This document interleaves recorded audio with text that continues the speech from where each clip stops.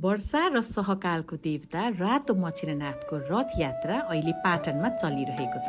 तर मचिनानाथको रथ जस्तै देखिने अर्को सानो रथ चाहिँ कुन देवताको होला भन्ने प्रश्न र चासो धेरैजनाको भएको पाए। सोसल मिडियाभरि रातो मचिनानाथको बारे टन्नै रोचक किम्वदन्तीहरू सुन्नु र हेर्नु भएको होला। तर आज भने म हजुरहरूलाई कुनै सानो रथको जानकारी म यो भिडियो मार्फत देखाउनेछु। रातो मचिनानाथसँगै देख्नु भएको अर्को रथ जटाधारी लोकेश्वर मीननाथको हो।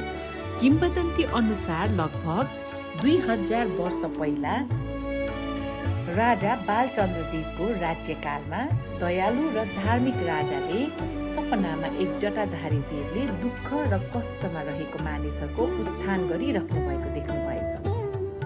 जब उहाँले यो जटाधारी लोकेश्वरलाई आफ्नो देशको जनतालाई आशीर्वाद दिनुहुन अनुरोध गर्नुभयो, देवताले उहाँलाई भन्नुभयो, भोलि बिहान म एउटा चरीको रूपमा आफ्नो संसारमा प्रस्तुत हुने र एक निश्चित स्थानमा आराम गर्नेछु र राजालाई त्यसै स्थानमा एउटा ठुलो मन्दिर बनाउनु र आफ्नो प्रतिमा स्थापित गर्नु भन्ने आदेश दिनुभयो।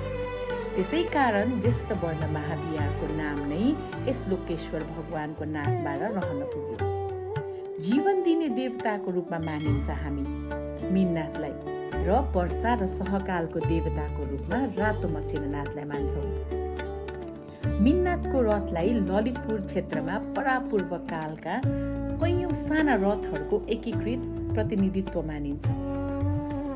रातो मचिनानाथको स्थापना हुनुभन्दा लगभग 500 वर्ष पुरानो मीननाथको रथले रातो मचिनानाथलाई पुलचोकमा गएर पाटन सहरमा निमन्त्रणा गएको बताइन्छ र सुन्दारा वा गाहबालसम्मको मार्गमा अगाडि बढेको देखिन्छ।